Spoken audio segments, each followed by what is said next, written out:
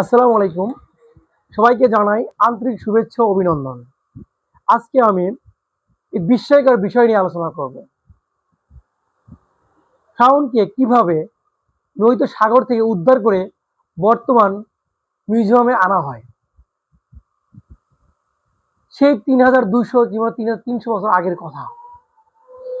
যখন মুসা আলাইহিস সালাম এর সময় যে ফ্রাউন ছিল, ২ জন ফ্রাউন ছিল। প্রথম ফ্রাউন ছিল মুসা আলাইহিস সালাম লালন পালন করে।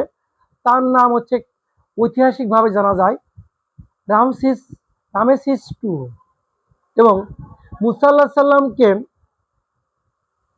সালামকে যে চ্যালেঞ্জ করেছিলেন, নিজেকে রব মনে করেছিলেন, সেই ফ্রাউনের নাম হচ্ছে মারনে প্রথা।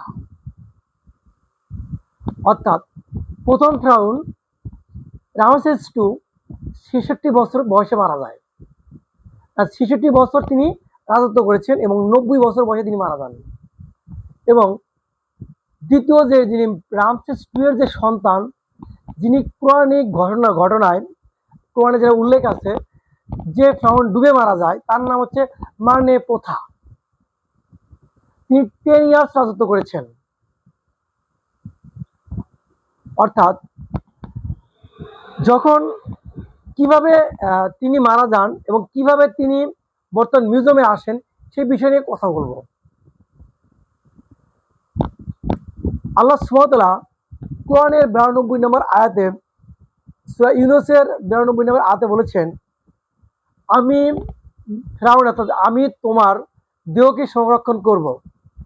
এই জন্যই যে পরবর্তী প্রজন্মে যারা ফেরাউন হয়ে উঠবে তাদের জন্য তুমি কি করবা?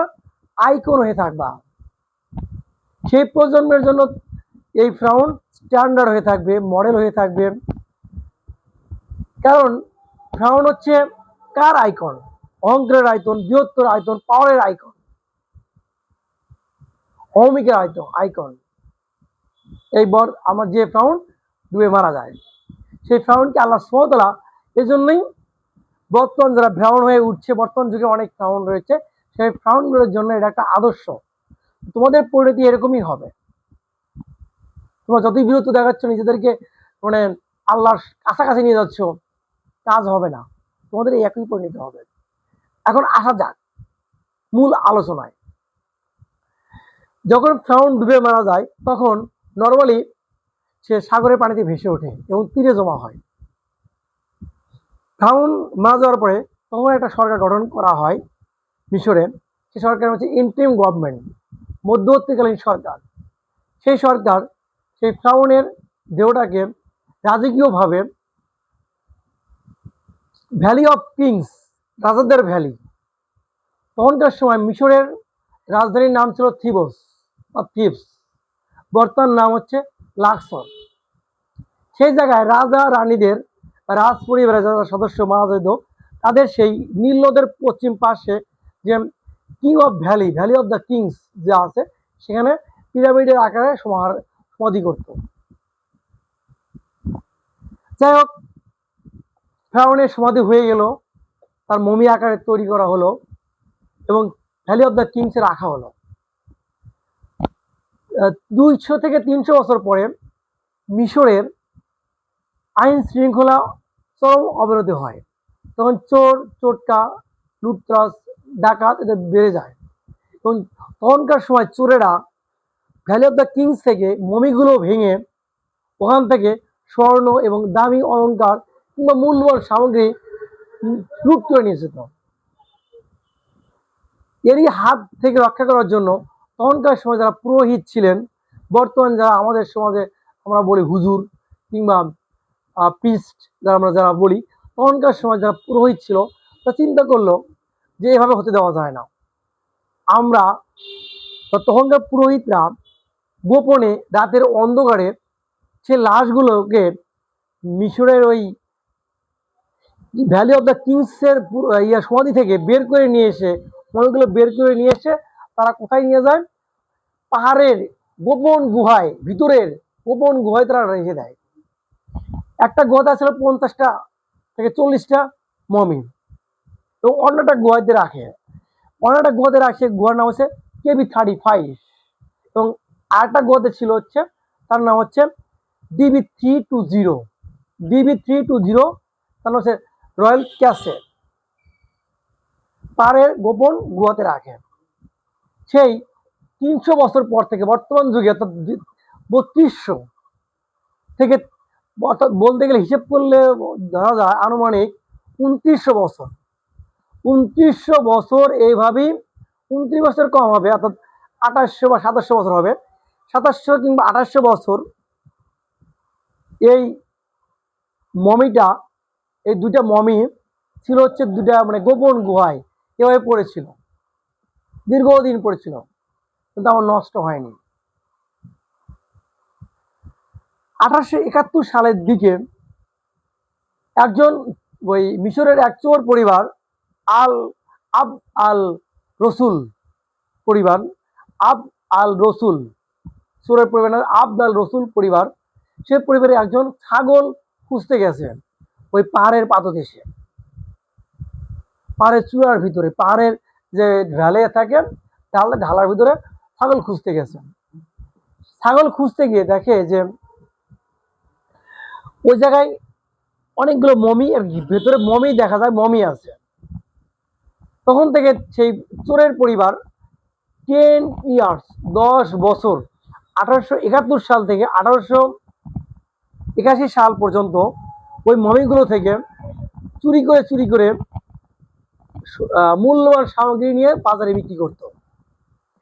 1881 সালের দিকে মিশর সরকারের শোষণের নজরে আসে বিষয়টা, এবং তাকে গ্রেপ্তার করে। তার নাম হচ্ছে মোহাম্মদ। সে ছিল মেজর ছেলে, চোর পরিবারের মেজর ছেলে, তার নাম হচ্ছে মোহাম্মদ। মোহাম্মদ কে গ্রেপ্তার করার পরে সেই সেই পাহাড়ের যে পাথরের যে গুহা আছে সেই গুহার খবর পায়, এবং সেখান থেকে মমিগুলো উদ্ধার করে নিয়ে আসে। এই ঘটনা ঘটার পরে ফরাসি বিজ্ঞানীগণ, পুরোহিত বিজ্ঞানীগণ, ফরাসি প্রত্নতাত্ত্বিক বিজ্ঞানীগণ আরো গবেষণা করে যে আরো তো অনেক এই রাজা বাদশাদের মমি আছে, সেই মমিগুলো তো ভ্যালি অফ কিংয়ে নাই, তাহলে সেই মমিগুলো গেল করে, তাহলে অবশ্যই অন্য কোথাও লুকানো আছে। সেই সূত্র ধরে খুঁজতে গিয়ে অন্য পাহাড়ের গুহার ভিতরে সেখানে পাওয়া হচ্ছে মার্নে প্রথার লাশ, অর্থাৎ 1898 সালে, অর্থাৎ 17 বছর পরে রামেসিস টুর লাশ পাওয়ার পরে, মমি পাওয়ার পরে তারও 18-17 বছর পরে মার্নে প্রথার লাশ পায়, মমি পায়। সে কোথায়? পাহাড়ের গুহায় পায়। সেই ইয়ার নাম হচ্ছে ভিক্টর লরেট, প্রত্নতাত্ত্বিক বিজ্ঞানী ভিক্টর লরেট, তিনি ফরাসি বিজ্ঞানী। ওখান থেকে নিয়ে আসে হচ্ছে এই মিউজিয়ামে। সেখানে ফরাসি প্রত্নতাত্ত্বিক বিজ্ঞানী ডক্টর মরিস বুখাইল গবেষণা করেন। 1970 সালের দিকে দেখা যায় যে রামসেস টু এর যে ইয়াটা মমিটা নষ্ট হয়ে যাচ্ছিল, ফাঙ্গাল ধরে নষ্ট হয়ে যাচ্ছিল। পরে 1976 সালের দিকে নিয়ে যায় ফ্রান্সে, তার নামে কি করে পাসপোর্ট করে তাকে নিয়ে যায় ফ্রান্সে, এবং সে হচ্ছে ঘোষণা করে যে ইনি হচ্ছে সেটা ভাবে যে ইনি হচ্ছে পুরাণে বর্ণিত ফাউন্ড, তার সিস্টেম দেখে বুঝতে পারে।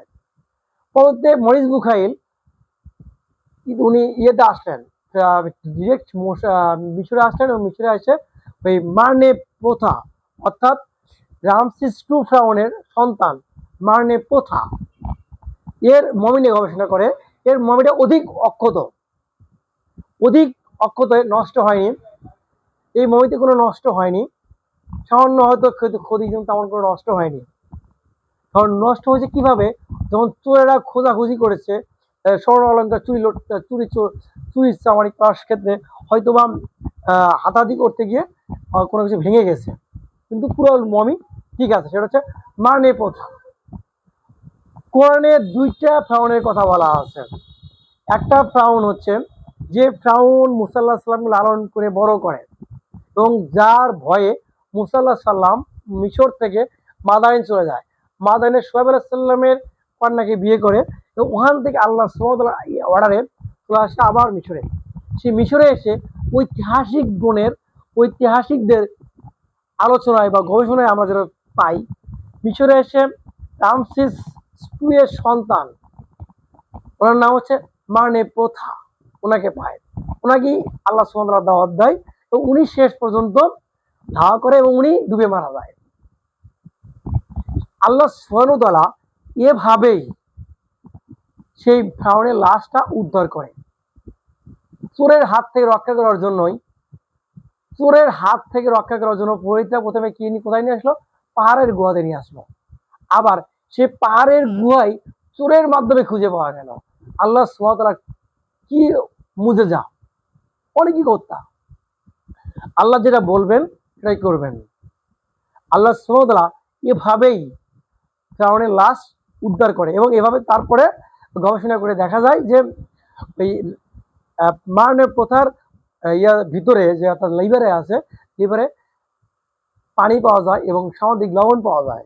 এ থেকে তা মানে পরীক্ষকগণ বা বিজ্ঞানীগণ বুঝতে পারে যে এটাই হচ্ছে কোরআনে বর্ণিত ফেরাউন, যিনি সমুদ্রে ডুবে মারা গেছে এবং এত বছর ধরে অক্ষত অবস্থায় রয়েছে। সেই 3200 বছর আগের কথা। আপনাদের আজকের ভিডিও যদি ভালো লাগে, আপনারা অবশ্যই কমেন্ট এবং শেয়ার করবেন এবং লাইক দিবেন, যাতে আমার ভিডিওটা অধিক মানুষের সামনে পৌঁছে যায় এবং আমার এই কোরআনিক দাওয়াত আপনাদের মাধ্যমে যেন আপনারাও যেন শরীক হন। আমি যেমন চেষ্টা করছি কোরআনিক মেসেজগুলো মানুষের সামনে তুলে ধরার জন্য, আপনারা আমাকে লাইক বা শেয়ার বা কমেন্ট যে কোনোভাবে হোক আমাকে হেল্প করবেন এবং হেল্পের মাধ্যমে আপনারাও দায়িত্বে পরিণত হন। আপনারা অবশ্যই ইনশাল্লাহ আল্লাহ সুবহানাহু ওয়া তাআলা সব পাবেন। আমাকে হেল্প করলে আমি যেমন সব পাবো, আপনারাও সব পাবেন। খোদা হাফেজ, পরবর্তী ভিডিও দেখার জন্য।